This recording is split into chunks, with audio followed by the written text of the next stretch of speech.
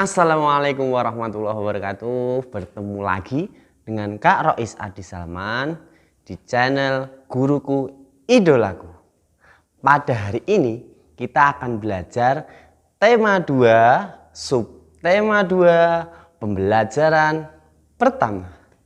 Sebelum anak-anak belajar pembelajaran pertama, jangan lupa subscribe, like, dan komen sehingga kalian mengetahui bila Kak Rois mengupload video baru. Tujuan pembelajaran kali ini, yang pertama, siswa mampu menemukan informasi penting dari buku sejarah menggunakan aspek apa, di mana, kapan, siapa, mengapa, dan bagaimana. Yang kedua, siswa mampu menemukan dan menuliskan makna proklamasi kemerdekaan. Yang ketiga, siswa mampu menyebutkan ciri-ciri tumbuhan terkait lingkungan hidup. Yang terakhir, siswa mampu menyajikan laporan pengamatan ciri-ciri tumbuhan terkait lingkungan hidupnya. Anak-anak, yang pertama kita akan membahas mengenai menemukan informasi penting di dalam bacaan. Di dalam bacaan itu terdiri dari paragraf-paragraf. Di dalam paragraf tersebut itu terdapat kalimat utama dan kalimat penjelas ataupun kalimat pendukung. Di dalam kalimat utama, di dalamnya terdapat ide pokok atau gagasan utama.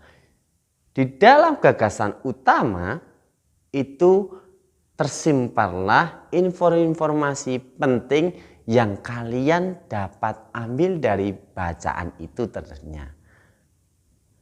Bila mana kalian belum tahu bagaimana cara menentukan informasi penting itu, kalian harus belajar dulu.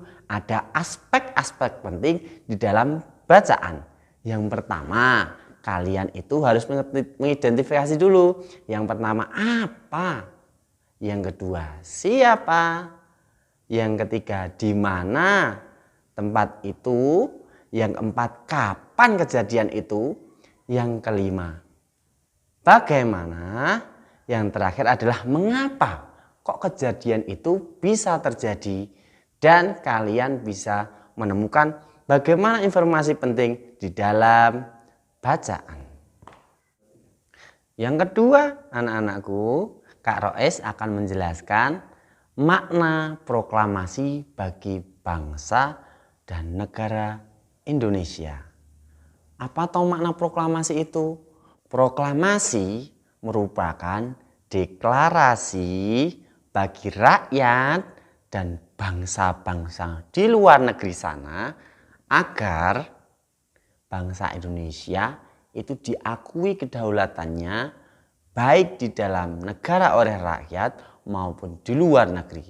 Maka Indonesia akan menjadi negara. Nah, makna proklamasi bagi bangsa dan negara Indonesia ada 4, anak-anak.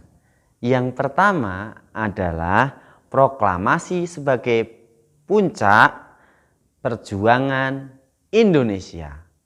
Pada saat itu dikumandangkan oleh Soekarno-Hatta tanggal 17 Agustus 1945 bahwasanya Indonesia dengan mengatakan proklamasi kemerdekaannya, maka Indonesia dengan itu berdaulat sehingga bangsa-bangsa lain akan menghargai dan rakyat Indonesia terbebaskan dari penjajahan oleh negara lain. Yang kedua, anak-anak, proklamasi sebagai awal terbentuknya NKRI. Mengapa kita bisa menyebutkan itu? Karena sejak didaulatkan kemerdekaan Indonesia, maka proklamasi itu menjadi dasar terbentuknya Negara Kesatuan Indonesia. Karena di dalam terbentuknya negara itu ada harus syarat deklarasi dan konstitusi. Syarat terbentuknya negara itu ada 4. Yang pertama itu adalah mempunyai wilayah. Indonesia sudah mempunyai wilayah. Yang kedua mempunyai rakyat.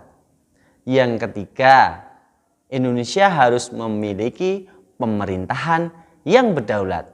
Dan yang terakhir adalah Indonesia harus diakui oleh negara lain. Yang ketiga itu adalah proklamasi menjadi titik tolak perubahan dari dulu kita kolonial Belanda, perubahan hukum kolonial menjadi perubahan hukum nasional Indonesia.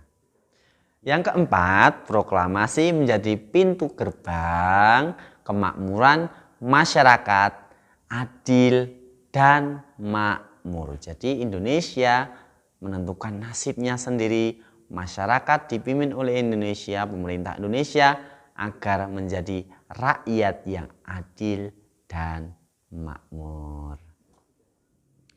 Yang ketiga, kita akan belajar adaptasi tumbuhan di lingkungannya. Anak-anakku, di dalam tumbuhan itu banyak sekali dijumpai tumbuhan-tumbuhan yang berada di air, berada di darat, berada di gurun, dan sebagainya. Dalam adaptasi tumbuhan itu memiliki ciri-ciri berbagai hal, berbagai macam.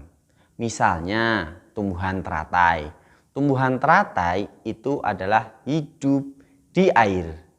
Ciri-cirinya tumbuhan teratai, misalnya dia mempunyai daun yang lebar, dia mempunyai rongga di dalam tubuhnya dan memiliki akar yang di dalam air banyak sekali.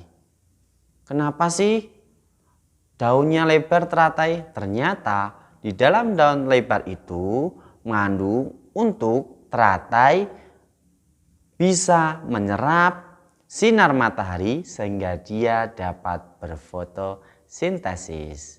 Ada lagi tumbuhan yang di Indonesia itu di daratan yang tidak ada air, kadang ada kadang tidak.